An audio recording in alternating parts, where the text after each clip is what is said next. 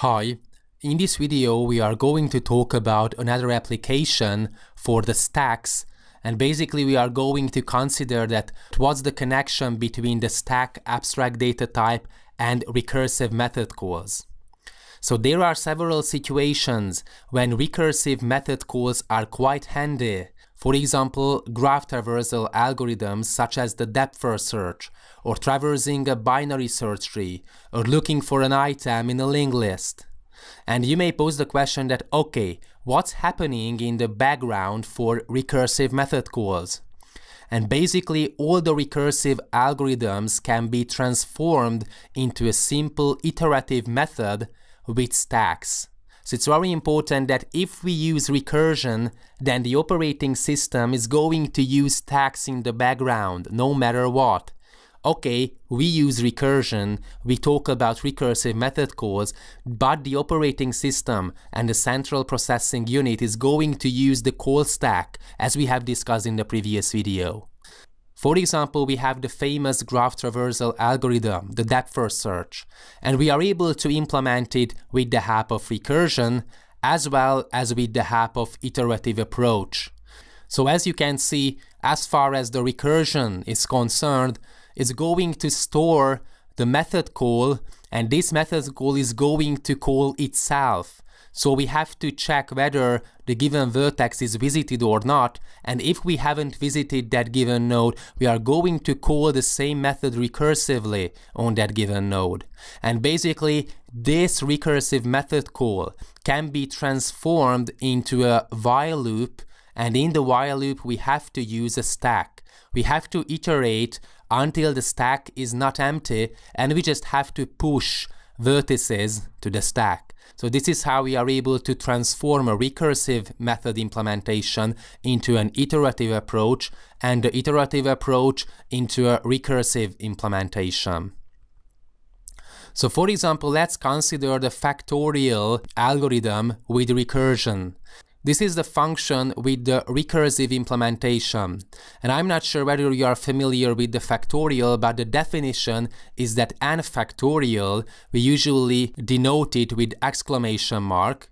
So the n exclamation mark is equal to n times n minus 1 times ... 2 times 1. So for example, the factorial of 4 is going to be 4 times 3 times 2 times 1, which is equal to 24. And it's very important to implement this factorial function with the help of recursion. For recursive algorithms, we have to have a base case. And basically, if n is equal to 0, we return 1. This is the base case. The factorial for 0 is equal to 1. Anyways, we return n times the factorial of n minus 1. And it's going to be the implementation for the factorial. So what does it all have to do with stacks, you may pose the question. The recursive function calls are pushed onto the stack until we bump into the base case. What's the base case? That if the n is equal to 0, we return 1. So the factorial of 0 is equal to 1. And we keep backtracking when we hit this base case, and we know the base case, so we know the sub-solutions. And if there are too many function calls to be pushed onto the stack, then the stack may get full and no more space left. This is what's called a stack overflow error. And you are able to make this kind of stack overflow error if you forget to implement the base case into your factorial function. I'm sure that every one of us who used recursive method calls knows about stack overflow. I have had several stack overflows in my life, so if you miss the base case, then you are definitely going to use a stack overflow, because the algorithm is going to run forever. I mean, not forever, because the stack is going to get full, and if it's full, of course, then the stack overflow is going to come. Okay. So this is how we implement the factorial in a recursive manner, and we would like to calculate the factorial 4. We don't know the factorial 4, so we are going to push it to the call stack. But we are able to reduce this problem into a subproblem, because we just have to calculate the 4 times factorial 3. This is not the base case, so again we are going to call the factorial function with the integer 2. 3 times factorial 2.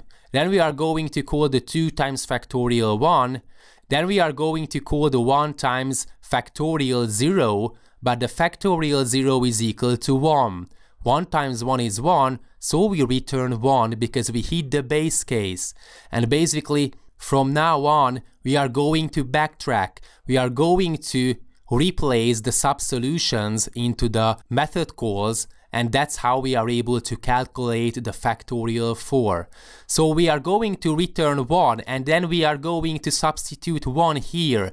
2 times 1 is 2. We are going to substitute 2 times 1 here. We are going to substitute 3 times 2 times 1 instead of the factorial 3. And then we are going to have the solution.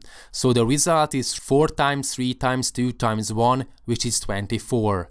So the conclusion is that recursive method calls are going to be piled up in the stack.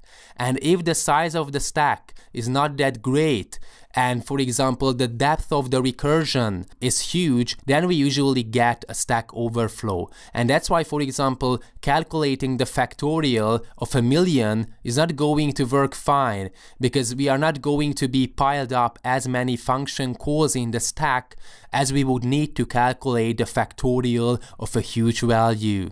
So I think that it is pretty interesting to see that how recursive method calls work in practice, and what does it have to do with the call stack. And basically this is how function calls can be piled up in the stack. And we calculate the sub-solutions, then we have the base case, and we are able to substitute these solutions into the sub-problems until we bump into the first method call, and then we are able to return with the value as we have seen for the factorial 4. So that's all about recursive method calls and stacks. Thanks for watching.